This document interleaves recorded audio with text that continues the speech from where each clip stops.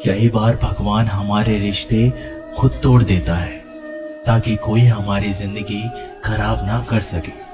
दुनिया में सबसे खुश लोग वही हैं जो ये जान चुके हैं कि दूसरों से किसी भी तरह की उम्मीद करना बेकार है। जिंदगी में थोड़ा दुखी भी होना जरूरी है। हमेशा सुख मिलता रहेगा तो आप कभी भी जिंदगी में आगे नहीं बढ़ पाओगे। ये गलत सोच है इंसानों की कि एक अकेला इंसान क्या कर सकता है। पर देखो जरा उस सूरज को जो अकेला ही सारी दुनिया को रोशन करता है। भाग्यशाली वो नहीं होते जिन्हें सब कुछ अच्छा मिलता है, बल्कि भाग्यशाली तो वो होते हैं जिन्हें कुछ भी मिलता है उसे वो अच्छा बना लेते हैं। गीता में लिखा है, जब इंसान की जरूरतें बदल जाती हैं तब उसके बात करने का तरीका भी बदल जाता है। फायदा सबसे गिरी हुई चीज है, लोग उठाते ही रहते हैं। हारता वो है जो शिकायत बार बार करता है और जीतता वो है जो कोशिशें 1000 बार करता है। जिस इंसान को हम बेहद प्यार करते हैं वही इंसान हमारा सबसे ज्यादा फायदा उठाता है, क्योंकि वो इंसान जानता है कि हमारी कमजोरी क्या है। इतने समझदार बनो कि किसी को माफ कर दो, लेकिन इतने बेवकूफ मत बनो कि धोखा देने वाले पर दोबारा विश्वास कर बैठो। उम्मीद मत छोड़ना, कल का दिन आज से बेहतर होगा। जिंदगी में उस लेवल तक पहुंच जाओ कि लोग आपको खोकर पछताए। जीवन में कभी भी किसी से अपनी तुलना मत कीजिए। आप जैसे हो सर्वश्रेष्ठ हो, क्योंकि ईश्वर के हर एक रचना सर्वोत्तम होती है। खुद को किसी से कम समझना ईश्वर की रचना का अपमान है। इंसान का मन ही उसका सबसे बड़ा दुश्मन है और उसका सबसे बड़ा दोस्त। यदि मन आपसे जीत जाता है तो वह आपका दुश्मन बन जाता है, और यदि आप मन से जीत जाते हो तो वो आपका सच्चा दोस्त बन जाता है। यदि कोई आपको नजरअंदाज कर दे तो बुरा मत मानना, क्योंकि लोग अक्सर अपनी हैसियत के हिसाब से चीजों को नजरअंदाज करते हैं। उन लोगों के पीछे कभी मत भागना जिन लोगों को आपकी कोई परवाह नहीं। श्री कृष्ण कहते हैं, गलती हर इंसान से होती है, लेकिन गलतियां सुधारना वही इंसान कर सकता है जो दिल का साफ होता है और रिश्तों को खोना नहीं चाहता। जिंदगी का सबसे बड़ा थप्पड़ किसी से की गई उम्मीद मारती है।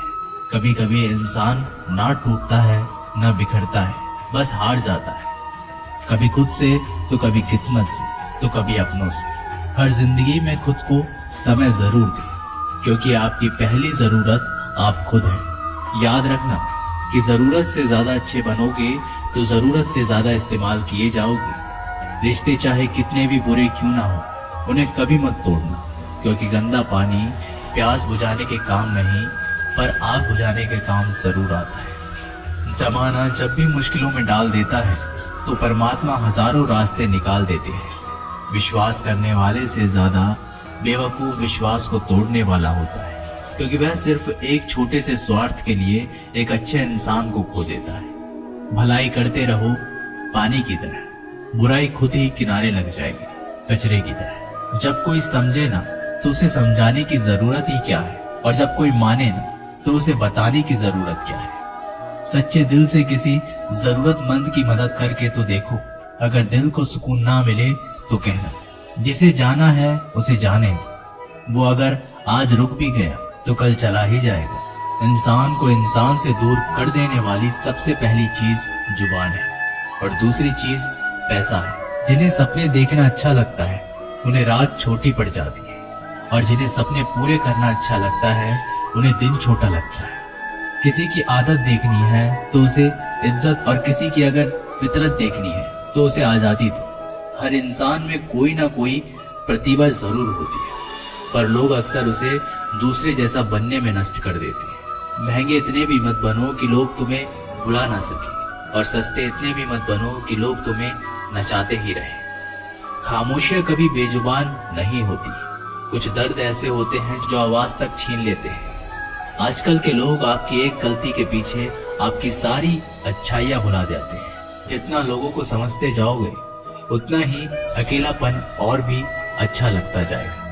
खत्म हो जाएंगे वो भी रिश्ते जिनसे मिलकर लगता था कि ये उम्र भर साथ देंगे। श्री कृष्ण कहते हैं, अगर अहंकार किसी भी चीज का हो, सर्वनाश करके ही छोड़ता है। खाली वक्त में हर कोई बात कर लेता है। प्यार तो तब होता है जब कोई आपसे बात करने के लिए अपना सारा वक्त खाली कर दे। सब कुछ ठीक करने का इंतजार करोगे तो बैठे ही रह जाओगे, पर हिम्मत करो, खुद उठो और अपनी जिंदगी में सब कुछ ठीक कर दो। लोग पहचानना भी भूल जाएं, इससे पहले ही अपनी पहचान बना लेनी चाहिए। एक बार एक राजा ने भगवान श्री कृष्ण का मंदिर बनवाया और उसमें मूर्ति की पूजा करने के लिए एक पंडित को रखा। हर रोज राजा अपने मंत्री से कहकर मंदिर में एक माला भिजवाता था और वो पंडित जी वो माला श्री कृष्ण की मूर्ति को चढ़ाते थे। उसके बाद राजा जब दर्शन करने के लिए आता था तो पुजारी वो माला भगवान की मूर्ति के ऊपर से निकालकर राजा के गले में पहना देता। ऐसा कई सालों तक चलता रहा और अब पंडित जी बूढ़े हो चुके थे। एक दिन राजा की तबीयत खराब हो गई। उसने अपने सेवक को कहा कि तुम जाकर पंडित जी को माला दे आओ और उनसे कहो कि आज मेरी तबीयत खराब है, मैं आज मंदिर नहीं आ सकता, तो प्रतीक्षा ना करें।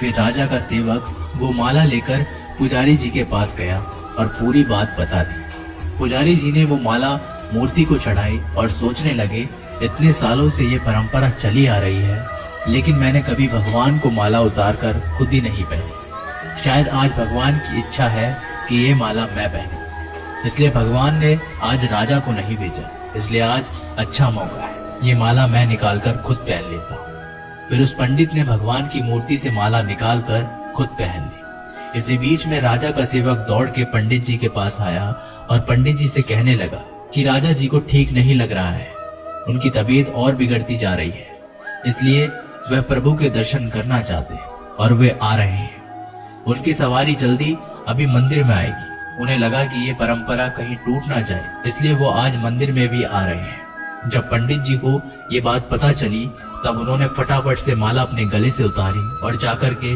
फिर से भगवान की मूर्ति पर चढ़ा दी। फिर कुछ देर बाद राजा जी वहां पर आए और राजा की तरफ पंडित जी ने भगवान के ऊपर से माला निकाली और राजा जी को पहना दी। और अब राजा ने उस माला को देखा तो उस माला के एक सफेद बाल नजर आया।